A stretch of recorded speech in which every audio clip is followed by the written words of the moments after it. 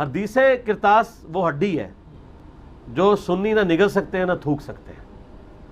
بہرحال میں نے کوشش کر کے تھوڑا سا اس کو گرائنڈ کر کے نکلوانے کی کوشش کی ہے. 3 گھنٹے کا میرا لیکچر ہے حدیث کرتاس پہ 55B، وہ آپ دیکھ لیں. بس جتنا دفاع ہو سکتا تھا میں نے کیا ہے، دفاع کیا. لیکن اس میں جو صحابہ کرام میں سے چند لوگوں نے حضور علیہ السلام کے لیے گستاخانہ لفظ استعمال کیے تھے، میں نے اس کو کنڈیم کیا. اگرچہ حضرت عمر نے وہ نہیں کیے تھے لیکن باقیوں نے تو کیے تھے کہ آپ پہ ہجانی کیفیت ہے، اور اس طرح کے الفاظ تو انتہائی گستاخانہ تھے. اور وہ میں سمجھتا ہوں کہ وہ انہوں نے اپنی جاہلیت میں کر دیے. ظاہر ہے تو آپ کو پتہ ہے جاہل تو تھے، قرآن میں نہیں آتا کہ یہ جاہل ہیں لوگ جو آپ کو خیموں کے باہر پکار رہے ہیں اے محمد باہر آؤ، ان کو چاہیے انتظار کریں.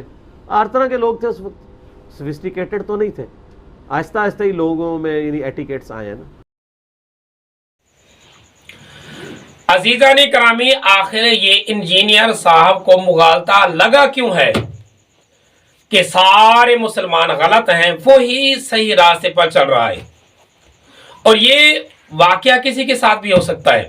جب انسان کسی صحیح طریقے سے کوئی چیز حاصل نہ کرے، اصولوں کے مطابق کسی چیز کو نہ لے کر چلے، تو اس کا نظریہ یہی بن جاتا ہے جیسے کہ آج کل انجینئر صاحب کا یہ نظریہ بن چکا ہے. اور بے اصولے بندے ایسے ہی ہوتے ہیں. اب جب اس کے ماننے والے جتنے بھی آج کل کے نوجوان ہیں وہ یہی لے کر بات چلتے ہیں کہ دیکھیں جی انجینئر صاحب کا حوالہ دیکھیں، آپ بتائیں یہ غلط بات کہاں سے ہے؟ حدیث صحیح ہے، جو ریفرنس دے رہے ہیں وہ صحیح تو ہے. پھر بھی مغالطہ کہاں سے لگتا ہے جس کی وجہ سے انجینئر صاحب غلط راستے پر چل پڑے ہیں؟ آخر معاملہ کیا ہوا ہے؟ آج کے اس ویڈیو کے اندر اس بات کو میں وضاحت کے ساتھ ثابت کروں گا. اللہ کرے یہ بات میں آپ کو سمجھا سکوں. اس پوری ویڈیو کو اینڈ تک دیکھیں. نمبر 1، جب بھی ہم کسی مسئلے کو لیتے ہیں اور شریعت کے بتائے ہوئے اصولوں کے مطابق اس کو دلیل کے ساتھ ثابت کرتے ہیں تو ہمارے پاس جو بتائے ہوئے اللہ کے اصول ہیں وہ 2 ہیں. ایک اللہ کا کلام قرآن مجید اور دوسری ہمارے پیارے نبی صلی اللہ علیہ وسلم کی حدیث. یہ 2 ہی چیزیں ہیں جن سے ہم اپنے آپ کو صحیح راستے پر لگائیں گے. پھر اب بات آتی ہے کہ قرآن سے چاہے حدیث سے مسائل کو اخذ کرنے کا جو طریقہ ہے وہ اصولوں کے مطابق انسان کو آنا چاہیے. یعنی استدلال کرنے کا طریقہ انسان کو آنا چاہیے. اس استدلال کرنے کا جو طریقہ ہے اس کے متعلق علماء نے محنت کی ہے اور اصول مرتب کیے ہیں. اور یہی وجہ ہے کہ جو بندہ ان اصولوں کو نہیں سمجھتا تو ہم اس کو کہتے ہیں کہ آپ اگر اصولوں کو نہیں سمجھنا چاہتے تو پھر حضور صلی اللہ علیہ وسلم کی حدیث لے کر آئیں. آپ صرف حدیث سنا دیں کہ آپ صلی اللہ علیہ وسلم نے بتایا کہ یہ اصول ہے، اس کے مطابق تم قرآن اور حدیث سے مسئلے حل کر لو. تو یہ تو محنت بابوں کی ہے. کون بندہ یہ انکار کر سکتا ہے کہ میں بابوں کی محنت، یعنی وہ بزرگان دین جو محنت کر کے ایک دین کو آگے لے کر چلے ہیں، ان کی محنت کو ہم چھوڑ کر ہم اپنے اس قابل ہو چکے ہیں کہ ہم خود ہی وہ استدلال اور وہ دلائل اخذ کر سکتے ہیں. پھر آتے ہیں اس بات کی طرف کہ مرزا کو غلطی کہاں سے لگی ہے. انجینئر صاحب کو غلطی لگی ہے کہ قرآن سے جب استدلال کرتے ہیں تو ہم اس کی بحث کو تو آج اس ویڈیو کے اندر لیتے نہیں. زیادہ تر اس کے جو ویڈیو ہیں آپ دیکھیں تو وہ ہیں حدیث پر. حدیث کے اندر جو غلطی مرزا صاحب نے کی ہے وہ کہاں سے کی ہے یہ بات میں آپ کو ثابت کر کے دکھاتا ہوں. دیکھو جی، حدیث کے ہوتے ہیں 2 چیزیں ہیں. ایک ہوتی ہے حدیث کی سند اور ایک ہوتا ہے حدیث کا متن. سند جو ہوتی ہے یعنی کہ وہ راوی جو ایک دوسرے سے روایت کرتے ہوئے آگے متن کو بیان کرتے ہیں، یعنی صحابہ تک پہنچتے ہیں. نیچے کے جو راوی ہوتے ہیں وہ سارے کے سارے سند کہلاتے ہیں. اب مرزا صاحب کو یہ تو کسی نے بتا دیا ہے کہ حدیث کی سند ٹھیک ہونی چاہیے. اب سند کے جو اصول ہیں وہ تو مرزا نے پڑھ لی ہیں یا مرزا کے کان میں کسی نے پھونک دیے ہیں کہ جی راوی جو ہیں یہ سند والے، یہ راوی ٹھیک ہونے چاہیے، سکہ ہونا چاہیے، ان کے حافظہ ٹھیک ہونا چاہیے، وہ کمل جیسے بھی جتنے بھی اصول ہیں وہ سارے کے سارے اصول ٹھیک ہونے چاہیے. تو یہ تو بات ہوگی مرزا کو صحیح. لیکن آگے جو مغالطہ لگ رہا ہے نا مرزا کو، بہت بڑا مغالطہ لگ رہا ہے جس کی وجہ سے دڑا دڑ مرزا سراسر غلطی پر جا رہا ہے، وہ یہ ہے کہ یہ جو ہے متن، اس متن کے متعلق بھی علماء نے اصول مرتب کیے ہیں. اگر ان اصولوں کے مطابق متن ہوگا تو ہم اس حدیث سے استدلال کریں گے، اگر اصولوں کے مطابق نہیں ہوگا تو حدیث کی سند چاہے ٹھیک ہو لیکن اس متن سے ہم اس حدیث پر ایمان تو رکھتے ہیں لیکن اس سے ہم استدلال نہیں کر سکتے۔ یہ بات ہے ایسی جو مرزا اس کو نہیں سمجھ سکا، جس کی وجہ سے انجینئر صاحب، یہ مرزا صاحب غلط راستے پر چل پڑے ہیں اور اس غلطی ایسی کی ہے جس سے یہ واپس بھی اب نہیں موڑ سکتے۔ اب اس کی ایک دو مثالیں میں آپ کو سمجھاتا ہوں، آپ کو مثالوں سے یہ بات سمجھ آئے گی کہ دیکھو جی، ایک روایت آتی ہے حضرت ابن عباس رضی اللہ تعالی عنہ کی روایت، یہ بخاری شریف کے اندر ہے کہ حضرت ابن عباس رضی اللہ تعالیٰ عنہ روایت کرتے ہیں، مکمل ایک حدیث ہے اور صحیح سند کے ساتھ روایت ہے یہ، حضور صلی اللہ علیہ وسلم کا یہ واقعہ بیان کرتے ہیں کہ آپ صلی اللہ علیہ وسلم کے اوپر ایک آیت نازل ہوئی، وَأَنذِرْ عَشِيرَتَكَ الْأَقْرَبِينَ وَرَحْمَتَكَ مِنْهُمُ الْمُخْلَصِينَ۔ یہ مکمل وہ آیتیں بیان کرتے ہیں حضرت ابن عباس کہ جب حضور صلی اللہ علیہ وسلم پر یہ وحی نازل ہوئی تو آپ صلی اللہ علیہ وسلم اٹھے، وہ مکمل ایک واقعہ جو آپ صلی اللہ علیہ وسلم فرعون کی چوٹی پر کھڑے ہوئے، آپ نے سارے لوگوں کو بلایا، مکمل ایک تفصیل کے ساتھ واقعہ وہ سنایا۔ کہنے کا مقصد یہ ہے کہ حدیث کی سند بالکل ٹھیک ہے، اور امام بخاری کی یہ کتاب میں یہ سند صحیح سند کے ساتھ یہ حدیث موجود، صحیح سند کے ساتھ یہ حدیث موجود ہے۔ لیکن اب آئیں کہ اس سند کا جو متن ہے وہ متن صراحتاً قرآن مجید کے خلاف جا رہا ہے کہ اس کے اندر آتے ہیں وَأَنذِرْ عَشِيرَتَكَ الْأَقْرَبِينَ وَرَحْمَتَكَ مِنْهُمُ الْمُخْلَصِينَ۔ یہ وَرَحْمَتَكَ مِنْهُمُ الْمُخْلَصِينَ کا جو لفظ ہے قرآن مجید میں آپ دکھائیں مجھے، قرآن مجید میں تو یہ نہیں ہے۔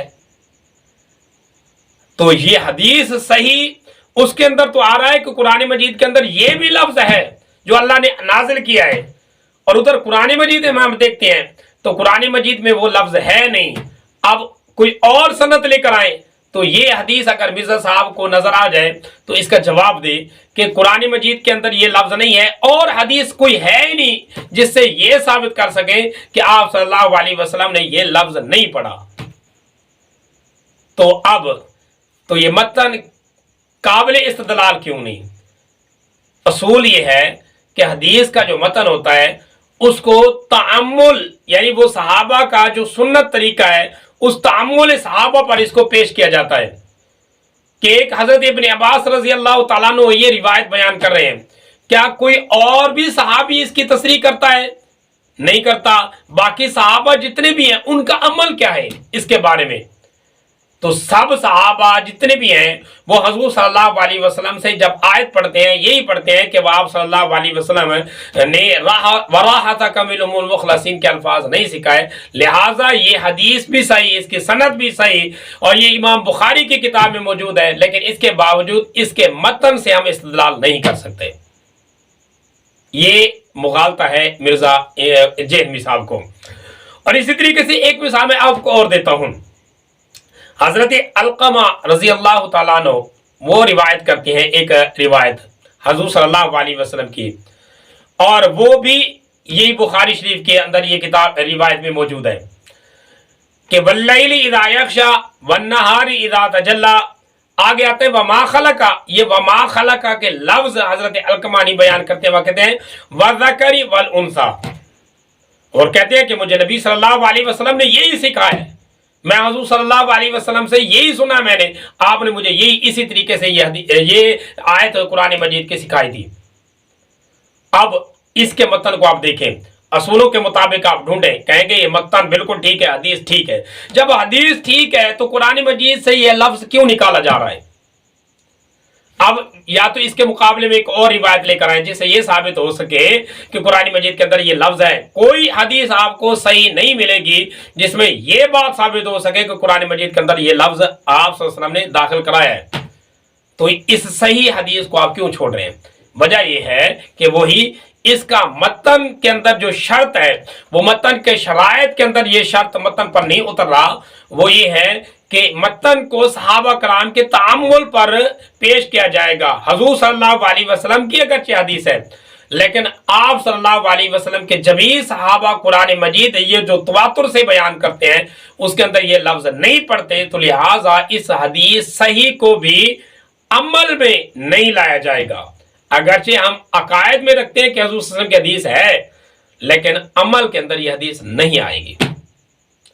اور ایک اور حدیث میں آپ کو ایک اور مثال بھی بتاتا ہوں تاکہ آپ کو یہ مسئلہ سمجھ آ سکے۔ حضرت عائشہ رضی اللہ تعالی عنہا سے روایت ہے، وہ ایک مشہور آیت جو پڑھی جاتی ہے، حافظوا علی الصلوات والصلاۃ الوسطی، یہ روایت مسلم شریف میں ہے۔ حافظوا علی الصلوات والصلاۃ الوسطی، اب یہاں یاد رکھیں یہ جو الوسطی کے لفظ ہیں، اس کے بعد والصلاۃ العصر کے لفظ حضرت بی بی عائشہ رضی اللہ تعالی عنہا بیان کرتی تھی۔ وہ کہتی تھی کہ میں نے نبی صلی اللہ علیہ وسلم سے سنا ہے، آپ صلی اللہ علیہ وسلم پڑھاتے تھے مجھے، حتیٰ کہ اپنے غلام کو حضرت بی بی عائشہ نے کہا لکھو، ایک نسخہ جو تھا اس کے اندر حضرت بی بی عائشہ نے یہ لفظ بھی لکھوائے اور زور دے کر لکھوائے۔ تو اب قرآن مجید غلط ہو گیا۔ حدیث کو دیکھیں، صحیح سند اور سارے راوی جو ہیں وہ سیکھا ہیں۔ حضرت ام المومنین حضرت عائشہ رضی اللہ تعالیٰ عنہ سے سیکھا کون راوی ہے؟ تو پھر بھی یہ حدیث کا جو متن ہے یہ قابل استدلال نہیں۔ کیوں؟ اس وجہ سے کہ یہ فرد واحد سے ہے، اور باقی جتنے بھی صحابہ ہیں وہ حضور صلی اللہ علیہ وسلم سے جو پڑھایا ہوا سبق قرآن مجید کا، ان کا تعامل یہ کیا ہوا، والصلاۃ الوسطی کے آگے جو ہے نا والصلاۃ العصر یہ لفظ نہیں لگاتے۔ اب آپ کو یہ بات سمجھ آ جائے ہوگی۔ اور اسی طریقے سے ایک بات میں آپ کو اور بھی سمجھاتا ہوں۔ ایک مشہور روایت ہے حدیث کرتاس۔ اب مرزا صاحب اس حدیث کو اٹھا کر بڑا ہی شور مچاتے ہیں، اور حتیٰ کہ بڑی مشکل اور بڑی نیچے درجے کی جو زبان ہے وہ استعمال کرتے ہیں، اور حدیث کرتاس پر کہتے ہیں کہ میرا بڑا اجتہاد ہے۔ حالانکہ یہ حدیث کرتاس جو ہے اس کے متن کے اندر اضطراب ہے۔ اصول کے اندر یہ بات ہوتی ہے کہ متن کے اندر اگر اضطراب آ جائے تو بھی وہ متن قابل استدلال نہیں ہوتا ہے۔ اضطراب کا مطلب یہ ہوتا ہے کہ ایک حدیث ہے، اس حدیث کی سند تو ٹھیک ہے، لیکن متن کے اندر ایک متن ہے اس کے اندر کچھ بات بیان کی جاتی ہے، ایک متن ہے اس کے اندر کچھ بات بیان کی جاتی ہے، اس کے مقابلے میں ایک اور حدیث ہے اس کے اندر کچھ بات بیان کی جاتی ہے۔ تو اب کیا کریں، کس متن کو لیں؟ جیسے کہ مثال کے طور پر ایک بندے نے دعوت کی، اس نے چند لوگوں کو بلایا اور وہ آئے کھانا کھا کے چلے گئے۔ بعد میں کسی پوچھنے والے نے کہا کہ وہ جس بندے نے دعوت کی تھی اس نے پکایا کیا تھا؟ کسی سے پوچھتے ہیں، وہ کہتا ہے کہ فلاں چیز پکائی تھی، وہ کہتا ہے چاول پکائی تھی، دوسرا کہتا ہے نہیں جی گوشت پکایا تھا، تیسرا کہتا ہے نہیں جی کچھ اور چیز پکائی تھی۔ تو اب یہ جو سننے والا بندہ ہے وہ کیا فیصلہ کرے گا؟ وہ مضطرب ہو جائے گا، وہ کہے گا پتہ نہیں کیا مسئلہ ہے۔ تو یہی حالت ہوتی ہے سند کی، کہ سند تو ہے، حدیث بھی صحیح ہے، راوی بھی ٹھیک ہے، لیکن متن جتنے بھی بیان کی جاتے ہیں، کچھ متن کے اندر کچھ بیان کی جاتا ہے، کچھ کے اندر کچھ بیان کیا جاتا ہے، جس کی وجہ سے اس جیسے متن کے اندر جب اضطراب آ جائے تو اس متن سے بھی اخذ مسئلہ نہیں کیا جاتا، یعنی کہ اس کو قابل استدلال نہیں سمجھا جاتا۔ یہ حدیث کرتاس جو ہے یہ بھی اسی زمرے میں آتی ہے۔ ایک حدیث آتی ہے، حدیث کرتاس ایک روایت آتی ہے، اس روایت کے اندر حضرت عمر رضی اللہ تعالی عنہ کے بارے میں یہ بات بیان کی جاتی ہے کہ انہوں نے روکا کہ ہمارے لیے اللہ کی کتاب کافی ہے۔ اور پھر اسی کے مقابلے میں ایک روایت آتی ہے کہ اہل بیت جو تھے انہوں نے اختلاف کیا، واختلف اہل البیت، کہ اہل بیت نے اختلاف کیا اور انہوں نے ایک دوسرے سے جھگڑا کیا، تنازع کیا، کچھ نے کہا لکھوا لیں، کچھ نے کہا نہیں لکھوائیں، تو یہ اختلاف بڑھ گیا۔ اور ایک اس کے مقابلے میں روایت آتی ہے صحیح مسلم میں کہ حضرت عائشہ رضی اللہ تعالیٰ عنہ فرماتی ہے کہ حضور صلی اللہ علیہ وسلم نے مجھے کہا کہ اپنے بھائی کو اپنے باپ کو بلاؤ، یعنی حضرت ابوبکر صدیق کو، اور حضرت عبد الرحمن کو یعنی اپنے بھائی کو، حضرت ابوبکر صدیق کو اپنے باپ کو بلاؤ تاکہ میں اس کے متعلق لکھ دوں اور لوگوں کا آپس میں اختلاف نہ ہو۔ اب یہ روایت صحیح ہے لیکن کبھی مرزا نہیں بیان کرے گا اس کو. ہم یہ نہیں کہتے کہ حضرت علی رضی اللہ تعالیٰ عنہ سے ہم کوئی بغض رکھتے ہیں، ہمارے لیے تو سب برابر ہیں، ہمارے تو سر آنکھوں پر ہیں سارے. لیکن بات یہ ہے کہ اب جب سند کے اندر اضطراب آ گیا، کچھ راوی کچھ کہتے ہیں کچھ کہتے ہیں، تو یہ جو روایت ہے یہ قابل احتجاج نہیں ہوگی، قابل استدلال بھی نہیں ہوگی، اور قابل اخذ مسائل کے اعتبار سے بھی نہیں ہوگی. لہٰذا آپ کیا کریں گے؟ اب اس حدیث کو ہم کیا کریں گے؟ ایمان تو رکھیں گے لیکن اس حدیث پر عمل نہیں کریں گے. یہی مسئلہ تمام علماء نے کیا، جتنے بھی علماء ہیں سارے کے سارے علماء یہی اسی اصولوں پر حدیثوں کو انہوں نے رکھ دیا ہے کہ اب کیا کریں. انہوں نے کہا چھوڑ دیں، یہ ان کا معاملہ انہی پر چھوڑ دیں، ہم کسی کے بارے میں کچھ نہیں کرتے. اب ہمارا کام ہے کہ ہم اپنے اسلام کو اور اپنے دین کو بچائیں. لیکن مرزا نے وہی اٹھایا مسئلہ. اب یہ غلطی پر یہ کیا ہے کہ سند کو دیکھتا ہے، متن کو نہیں دیکھتا. متن قابل استدلال ہے بھی صحیح نہیں، اس کو نہیں دیکھتا. اسی طریقے سے ایک مثال میں آپ کو اور سمجھاتا ہوں.